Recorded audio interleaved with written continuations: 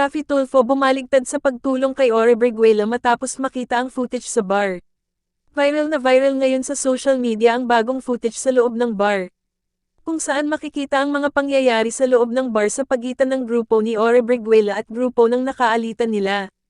Matatanda ang ipinagtanggol ni Raffy Tulfo ang pagdakip kay Ore ng mga kapulisan at naging viral nga ang episodes na ito sa programa ni Raffy Tulfo.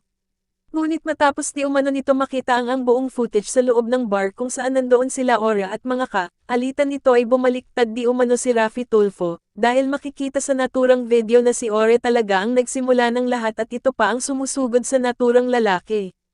Ibinahagi ni Sian Gaza ang isang CCTV footage na umano ay ipinresenta bilang isang ebidensya sa Makati Police.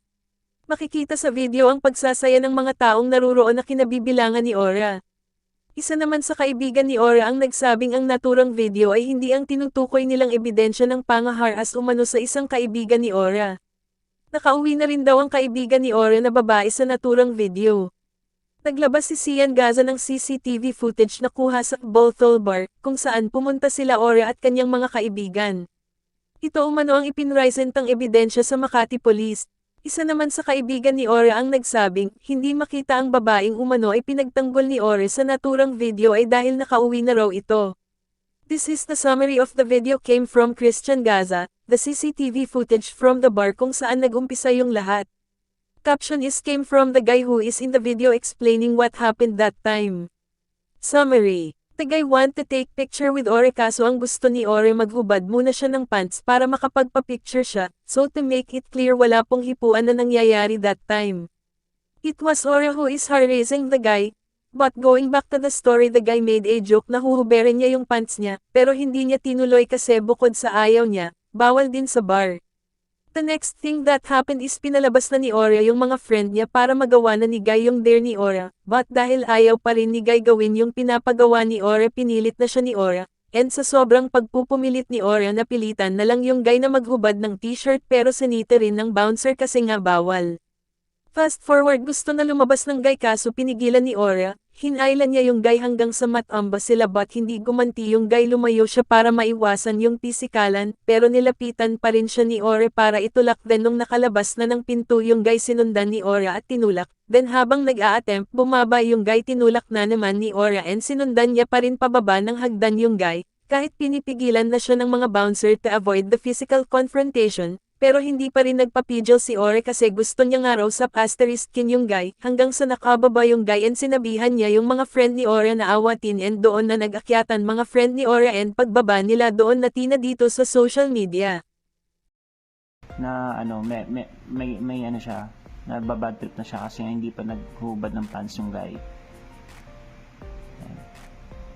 Actually, lahat ng kasama dito, pinababa na. Kung napapansin nyo, ayan, magkakasama yan sila. 5 yan sila ng grupo.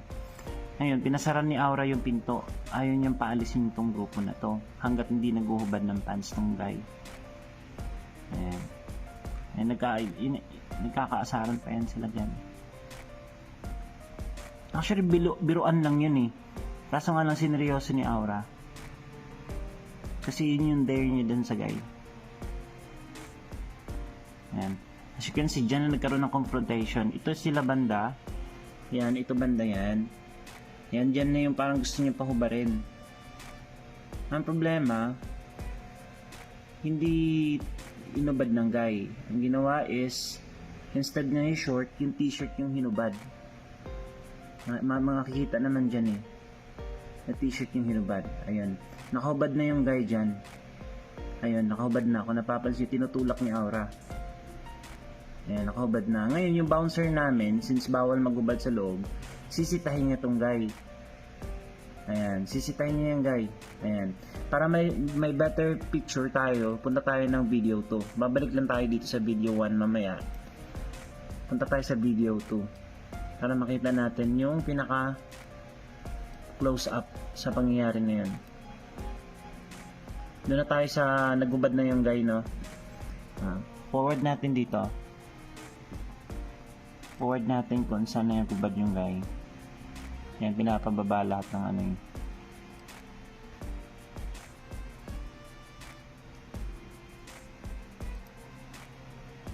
pagkakalam ko 1 ano.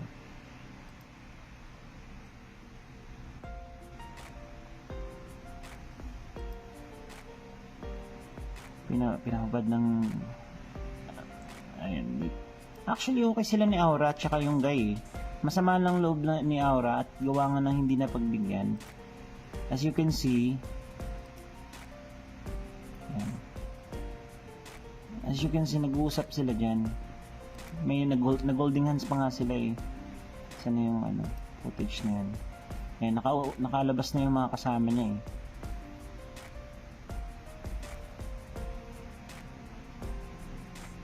Ayan, nagpapaalam na nga yung mga ano, yung mga kasama ni Aura.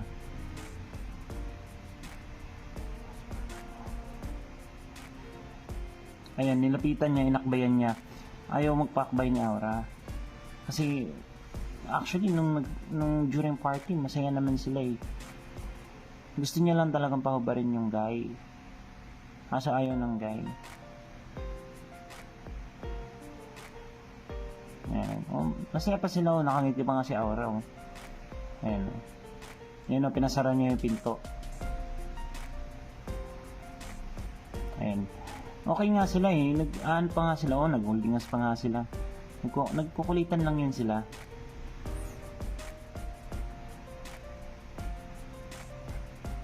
Kukulitan lang yan sila. Dito na yung ang issue, ano, nababad trip na siya dahil hindi siya napagbibigyan na magubad yung guy.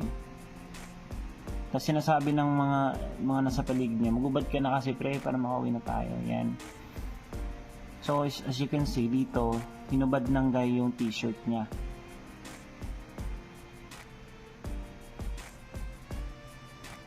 Tingnan nyo. Hinubad ng guy yung t-shirt niya. Ang gusto niya mangyari, isubarin yung short. Kaso nga lang t-shirt lang yung hinubad. Tutulak niya yan. Yan. So, yan. Tingnan nyo. Nakahubad yung guy. Ang gusto kasi ng ni Aura is yung pantalon.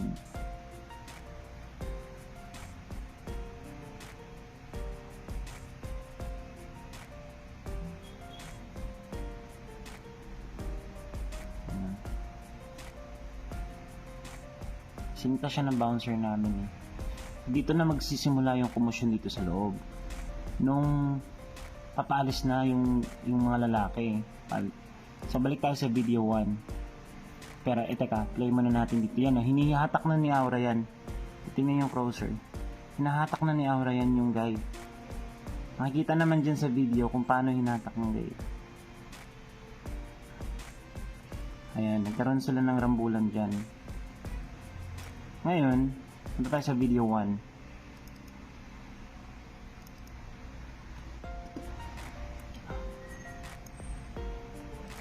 Pagdating natin sa video 1, punta tayo dun sa hinatak na nag-base na yung lalaki. May bilib dito banda yun.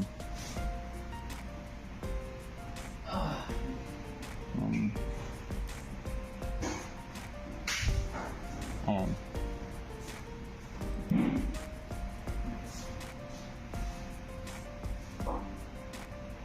Ayan. Nakaubad yung lalaki dyan, di ba? Ayan. Sinita ng bouncer namin. Ulitin ko lang to make sure. Ayan. Ibinalik ng guy yung damit niya. I-close up mo, pre. Balik ng guy yung damit niya.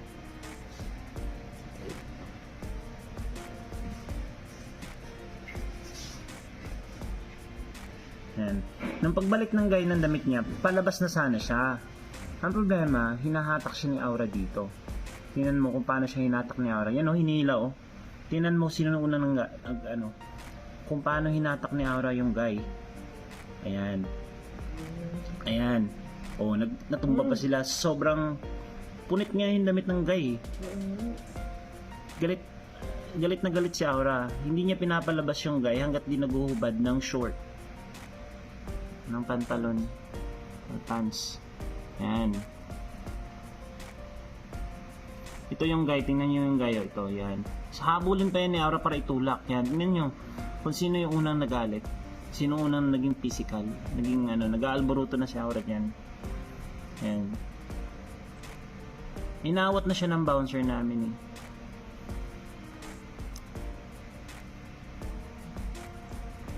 So dito parang nagtatawanan pa yung guy, hindi pa inaano kasi nga akala na ano, pero naiinis na rin yung guy kay Aura kasi na masyado ng physical yan. Tutulak pa yan ulit.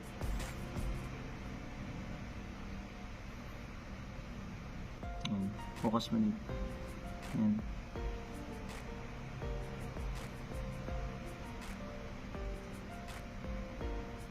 Tutulak pa yan ulit.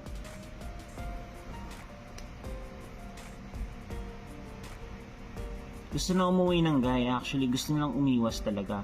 You know, nag-self-defense na yung lalaki. Tingnan mo, tunulak pa. Ngayon, inaawat na siya ng bouncer namin. Pinalabas na yung guy. Itong mga bouncer namin, nag-responde agad para mapigilan. So, dito na tayo sa video 3. Dito sa video 3, makikita natin na ano, dito na tayo banda kasi palabas na yan sila eh. Forward natin.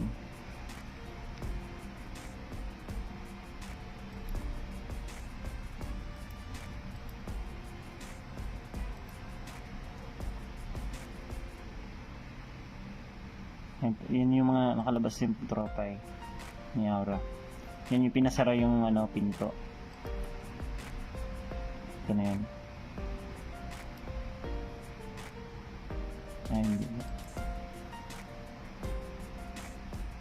Ayan o. Ito na yung parang nakalabas na yung guy, pinapalabas na ng bouncer namin. Yan, tinutulak ni Aura. Ayan o. Oh. Tinaas na yung kamay ng guy. Ayaw mo laban niya, pero tinutulak pa rin ni Aura. Walang hipuan na nangyari. Yan o, ng bouncer namin. Responde agad yung mga bouncer namin para awatin si Aura. Alam ng mga kaibigan ni Aura kung sino talaga yung may issue ng time na yan. Yan, dinutulak na ni Aura yung mga bouncer namin at dali-dali na umalis yung guy. Nakikita yan dito sa video 4. Dito sa video 4, makikita mo kung gaano ka-aggressive si Aura sa part na to. Na ano. Ayan. As you can see, bumaba yung dito, backward pa natin yung bumaba yung guy. Ayan. As you can see, bababa yung guy dito. Galing yun sa taas kanina nung pinulak siya. Tapos tinaas yung kamay. Ayan. Tumakbo pa yung guy dyan. Ayun si Aura. Ayaw talaga magpaawat. Tingnan nyo yung ano. Yung mga bouncer namin todo responde yan para maiwasan yung gulo. Ang problema yan. Kung hindi siya pinigilan, laglag siya dyan. Oh. Gusto talagang saktan yung lalaki dahil hindi siya napagbigyan. Yan. Tingnan mo. Tingnan mo. Ilang bouncer yan? 2, 3. Para maiwasan lang yulo. Ang problema nga lang, ang dami ng kasama ni Aura, 24. 24 na katao yung kasama ni Aura. Siyempre, pagka sinimulan ni Aura yun, pati yung mga kasama niya, ano din talaga. Ayun o. Yan o. Muntik pa siya malaglag dyan pero nawakan siya ng bouncer namin. Pinipigilan siya ng mga kasama dyan pero ayaw magpaawat. So, titingnan natin dito sa bandang entrance, makikita natin dito kung gaano ka-aggressive si Aura. Ito na yung video 5. Itong video 5, makikita natin dito na ano, hindi ano lang to, glimpse lang to na parang napalabas na. Ayan, ito. Makikita dito na rumesponde agad yung mga kasama ni Aura nung bumaba yun. Yan yung guy bumaba. Yan. Bumaba yung guy actually. Kawawa nga yung guy kasi punit-punit yung damit. Ayan. Ayan, bumaba na yung guy. Para umiwas lang sa gulo. Yan o. Ngayon, yan yung mga kasama ni Aura.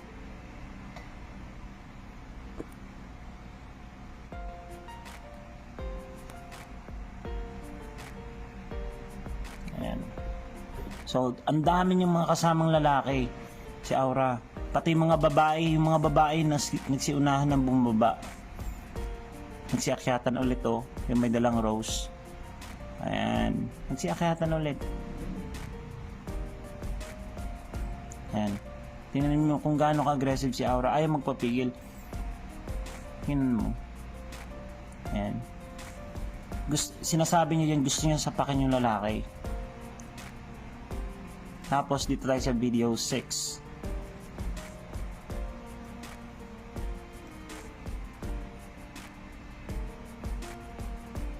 Balikan natin kung saan umalis yung ano namin.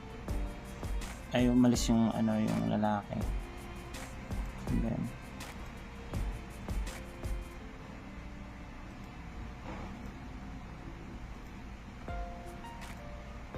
yung babaeng ano dito eh. Umakyat, may dalang rose. Ayan yun. Ayan yung guy. Tama. Ayan yung naka-gray na guy na lumabas na sa premises namin. Ayan, lumabas na.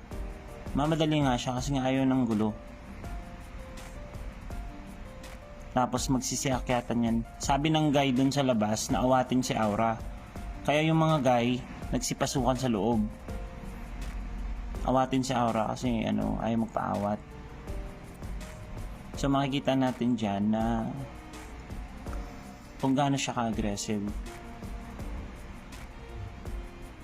Ayan, mga bouncer yan na nag-responde agad para maiwasan yung gulo.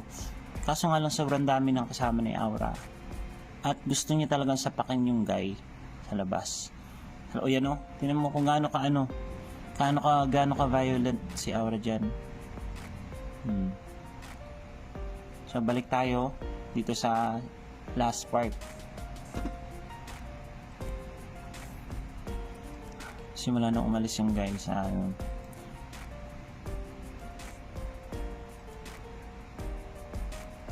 Ayan.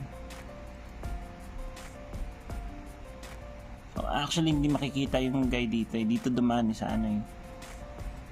Nung umalis eh.